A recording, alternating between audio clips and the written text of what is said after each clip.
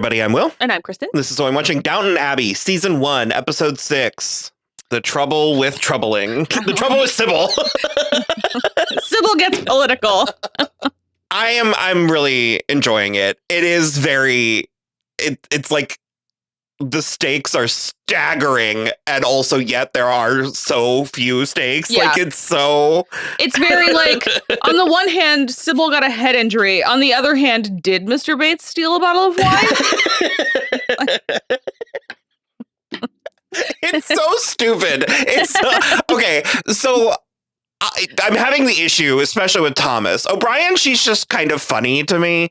I'm having the issue with Thomas because he's handsome and he's the gay character. So I want to like him. I want like bitchy gay hijinks.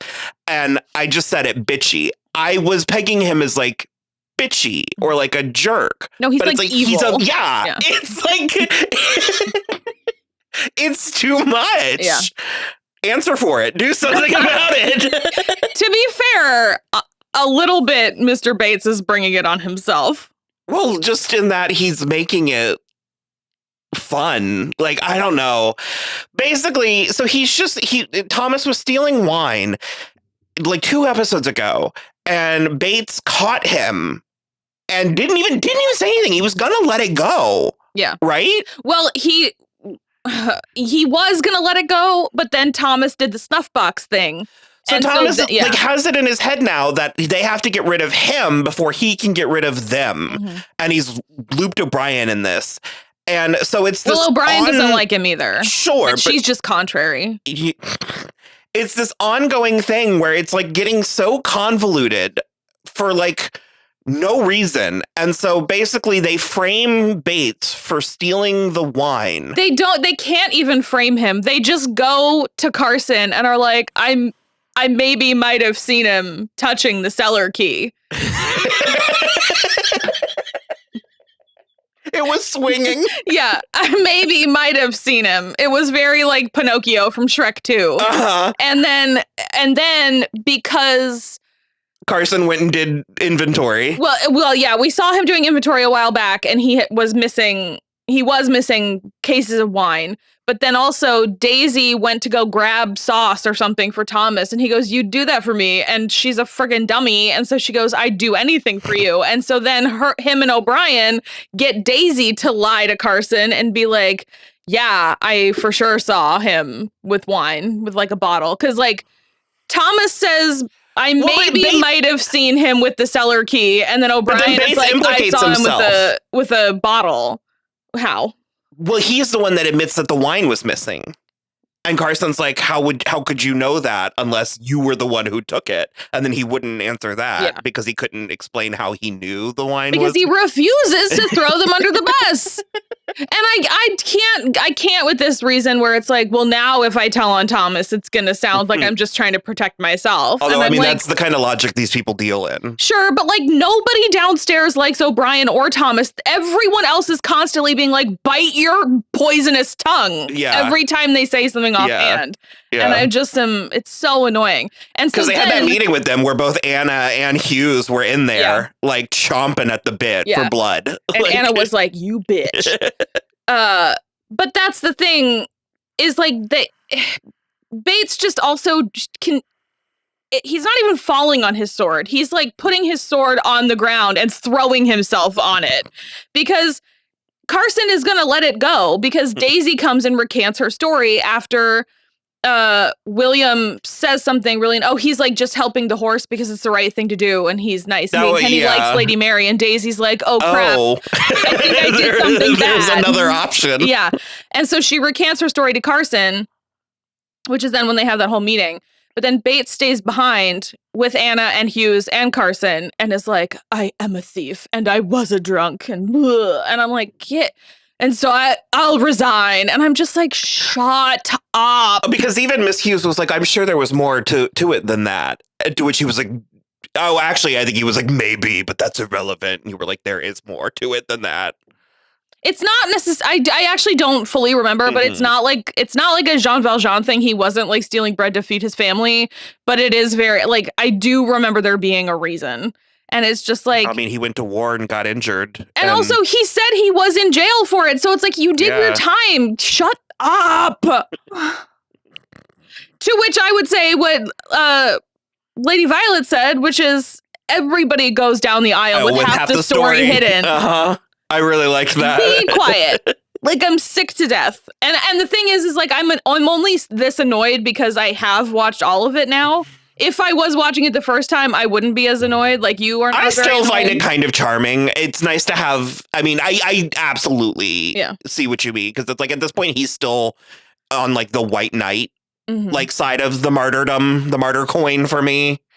But I do know how quickly those white knights can turn into miladies. So then he also is like talking to Anna at the end, and he's like, if they do fire me, I will leave, and you can go to bed and dream of a better man. And I'm just like, go fuck yourself, dude.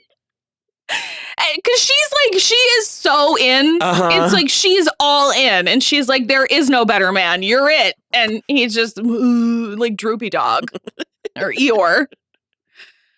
Yeah. He also is the one that spilled the beans about Sybil going to the protests and stuff. Yeah. It was an accident, but he is the one that spilled the beans. Well, the girls are bad. Bad girls. Yeah. Like, not very great. Yeah, Sybil is still interested in politics, and she's going with Branson to, I don't understand what, I mean, I know they're talking about suffrage, but there was also like the Labor Party and the Tories and something. The Labor Party are liberal, and the Tories are conservative. Yeah. And Branson's one of them. Branson is a socialist. He's Irish. Yeah. He's a socialist. But you said something about how, because they're like guys came in to rough up the... Those were Labor Party people, and they were coming in to... They basically, on the way in, they said, like, fuck the Tories, basically. Yeah. So they came in to do that, but Branson looks like he works for a fancy family, and Lady Sybil is dressed like a lady, and Matthew is dressed like a gentleman. So they just looked conservative? Yeah. Okay. They just assumed. Okay. Yeah, I mean, she's gonna do what she wants to do. Yeah. And she wore pants to dinner last week. Or 2 years ago. But no, I mean, she is getting Branson in trouble and lying. Well, yeah. So she lied to Branson and said she was going to a committee meeting, and it was like the counting of the vote, and it was kind of a powder keg, and that's when she got injured. And everyone was like, Robert's gonna kill Branson. He's gonna hang him in the foyer. Yeah. And so Sybil and Mary both had to be like, it wasn't Branson's fault. Like, Sybil lied, and like he also was like, I would not have taken her if I knew what it was. Like, she lied to me. But luckily also Matthew was working late, so he came and helped as well and brought her to Isabel's mother. Yeah. There's like a lot of, this seems like a show that would be like chock full of unreasonable characters, and there's actually a lot of very reasonable. Yeah, because he was yelling a lot, but it was like he was scared and upset, and it was like as soon as the fear went away, he was like, okay, fine. Well, and I mean, I'm just talking about Isabel Crawley. Yeah. That she is still doing her work with the hospital, and she's because she's the one that comes to, is it Cora and Lady Mary about William's mother? Yeah, William's mother is sick. She's been to the hospital, but then she also went back home. And she does not, and it's her heart, and she's, I don't remember if she dies, but it's bad. And she was like, she's got one more like attack. Yeah. And then she'll probably die. And so, and she doesn't want to tell him. She doesn't want him to know because it'll worry him, I guess. Hey, do you remember that time that my mom had knee surgery when I was in college, and she coded on the table and started seizing, and they didn't tell me until I was home because they didn't want to ruin my finals? Yeah. Don't fucking do that. I hate that. So Lady Mary is like, I'll tell William. I didn't make any promises to his mother. And they're like, no, you absolutely can't. So basically at the end, she's like, I think you should go home for a visit. I heard your mother's not well.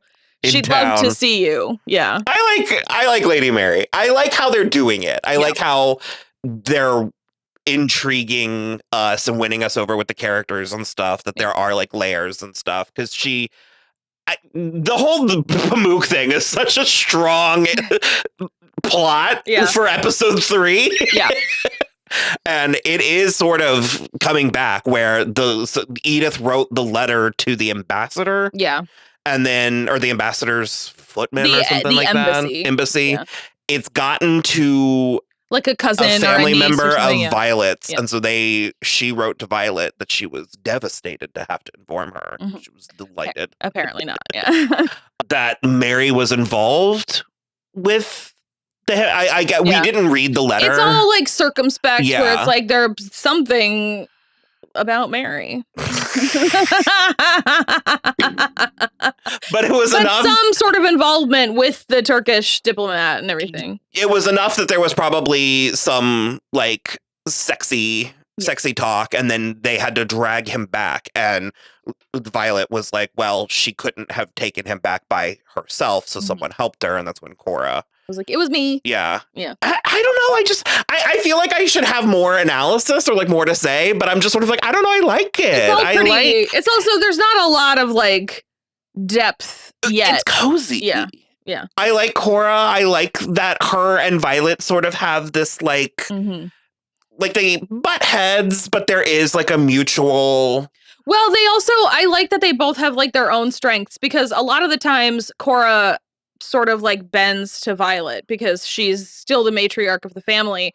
But when they were having that first meeting, she was like, if you're about to tell me that you want me to disinherit Mary, I'm not going to do it. And goodbye. And she like left.